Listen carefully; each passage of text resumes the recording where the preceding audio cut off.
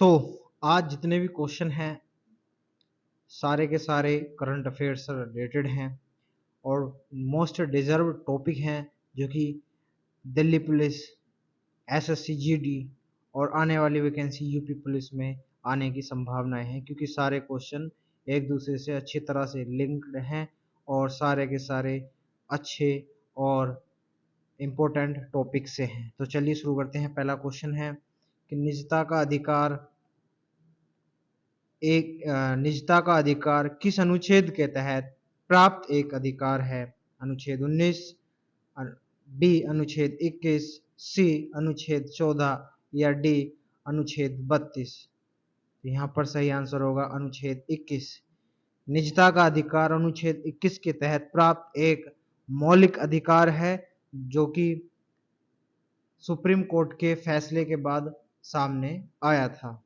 ठीक है, तो अगला क्वेश्चन, क्वेश्चन नंबर 2, किस संविधान संशोधन द्वारा दिल्ली को राष्ट्रीय राजधानी क्षेत्र दिल्ली का एक विशेष दर्जा दिया गया था?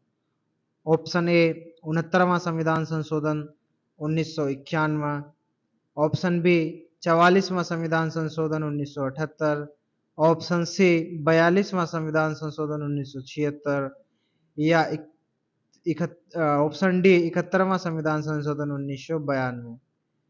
तो यहाँ पर इसका सही आंसर होगा ऑप्शन ए 69वां संविधान संशोधन 1991 के माध्यम से दिल्ली को राष्ट्रीय राजधानी क्षेत्र दिल्ली का एक विशेष दर्जा दिया गया था। अब ये क्वेश्चन क्यों आया है करंट में? क्योंकि हालिया में दिल्ली सरकार और केंद्र सरकार के मध्य दिल्ली की शक्तियों को लेकर आपस में विवाद का विषय बना रहा, जिस पर हाई कोर्ट और फिर बाद में सुप्रीम कोर्ट ने एक फैसले के तहत दिल्ली की कुछ शक्तियों को, जिसमें सिविल सेवा इम्पोर्टेंट थी, वो दिल्ली सरकार को दे दी गई थी।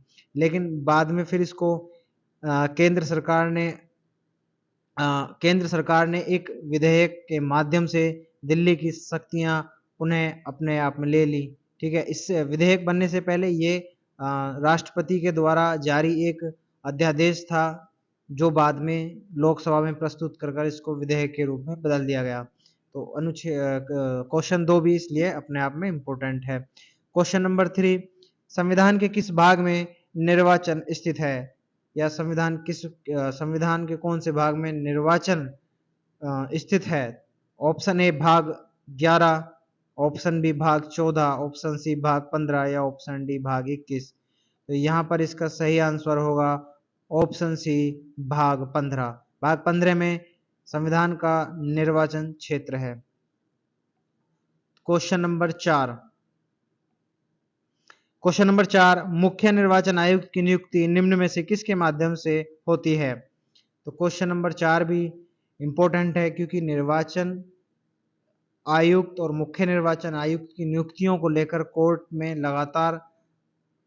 लगातार दलीलें चली थी, लगातार कोर्ट के फैसले चल रहे थे। जो इसमें जो के.एफ. जोसेफ है, उनकी अध्यक्षता में एक सुप्रीम कोर्ट की 5 सदस्यीय जो बेंच गठित हुई थी, जिसके माध्यम से जो बाद में फैसला आया और उसी को फिर मोदी सरकार ने एक बिल के माध्यम से इस फैसले को बदल दिया था। तो पहले मैं इसका आंसर देखता हूँ।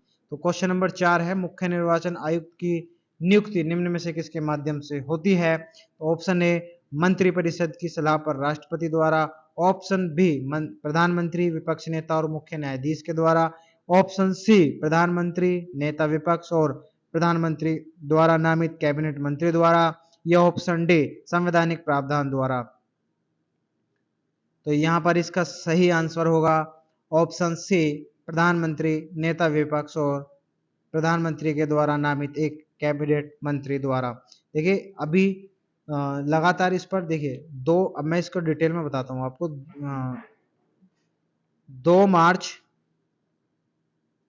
2023, ठीक है, एक मिनट, 2 मार्च 2023 को न्यायमूर्ति के.एम. जोसेफ की अगुवाई वाली 5 न्यायाधीशों की संविधान पीठ ने भारतीय निर्वाचन आयोग के सदस्यों की नियुक्ति इस प्रक्रिया को संशोधित किया। फैसले में कहा गया कि अब मुख्य निर्वाचन आयुक्त और अन्य चुनाव आयुक्तों की नियुक्ति जो होगी उसमें प्रधानमंत्री ये वाला ऑप्शन जो है बी, कहा इसमें प्रधानमंत्री होंगे, विपक्ष का नेता होगा और सुप्रीम कोर्ट के मुख्य न्यायाधीशों के द्वारा इनकी नियुक्ति की जाएगी। लेकिन बाद में केंद्र सरकार ने इस फैसले को एक विधेयक के माध्यम से इसको पलट दिया, जिसमें अब मुख्य न्यायाधीश को हटाकर प्रधानमंत्री के द्वारा नामित एक कैबिनेट मंत्री को लाया गया। इस पर भी आलोचकों का और विपक्ष के नेताओं का कहना है कि अभी भी वो जो मतदान शक्ति होगी वो अभी भी केंद्र सरकार के हाथ में है, क्योंकि एक तो प्रधानमंत्री होंगे और प्रधानमंत्री जो नामित करेंगे कैबिनेट मंत्री वो भी उसी गवर्नमेंट का होगा। तो चलते हैं अगले क्वेश्चन की तरफ। क्वेश्चन नंबर 5, संसदीय निर्वाचन क्षेत्र व विधानसभा निर्वाचन क्षेत्र के परिसीमन आयोग या सीमा आयोग से संबंधित अनुच्छेद है। ऑप्शन ए 80 अनुच्छेद और एक अनुच्छेद 175, ऑप्शन बी अनुच्छेद 82 और अनुच्छेद 170, ऑप्शन सी अनुच्छेद 52 और अनुच्छेद 161 या डी उपरोक्त में से कोई नहीं। तो यहाँ पर इसका आंसर होगा ऑप्शन बी अनुच्छेद 82 और अनुच्छेद 170। अनुच्छेद 82 यहाँ पर सीधे सीधे बोलता है कि प्रत्येक जनगणना के पश्चात पुनः समायोजन, और अनुच्छेद 170 जो है विधानसभाओं के गठन से रिलेटेड है, जिसमें अनुच्छेद 170 के 2 में सीटों के आवंटन के लिए प्रावधान किया गया है। चलते हैं अगला क्वेश्चन। क्वेश्चन नंबर 6, स्वच्छ भारत शहरी मिशन 2.0 की शुरुआत कब हुई?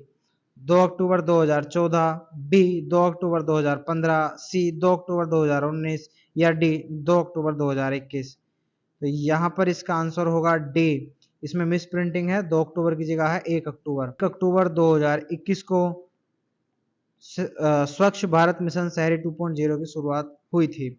यहाँ पर टोटल बता देता हूँ मैं। टोटल हुआ था, देखिए सबसे पहले हुआ था 2 अक्टूबर 2014, जिसमें स्वच्छ भारत मिशन लॉन्च करा गया गांधी जी की 150वीं जयंती पर। और ये जो था, ये इसका जो पीरियड था 2 अक्टूबर 2019 तक के लिए था।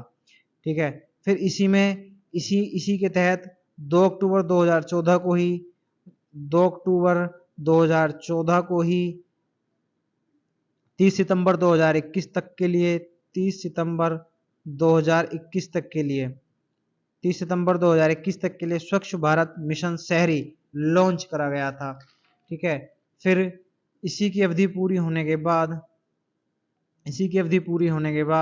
1 अक्टूबर 2021 को ये स्वच्छ भारत मिशन 2.0 लॉन्च करा गया। नेक्स्ट क्वेश्चन नंबर 7, भारत में राजद्रोह को भारतीय दंड संहिता की किस धारा के तहत परिभाषित किया गया है? ऑप्शन ए अनुच्छेद 124 ए, अनुच्छेद बी 124 बी या सी धारा 120 ए या डी धारा 120 डी। तो निम्न में से किसके माध्यम से जो है राजद्रोह कानून को परिभाषित किया गया है? तो यहाँ पर इसका सही आंसर होगा ऑप्शन ए 124 ए के माध्यम से जो है राजद्रोह कानून को परिभाषित किया गया है। अब ये जो है भारतीय दंड संहिता है, इंडियन पैनल कोड 1860, इसका भी नाम बदल दिया गया है। अगले क्वेश्चन में इसी का जिक्र होगा, लेकिन पहले चलते हैं 124 ए के बारे में।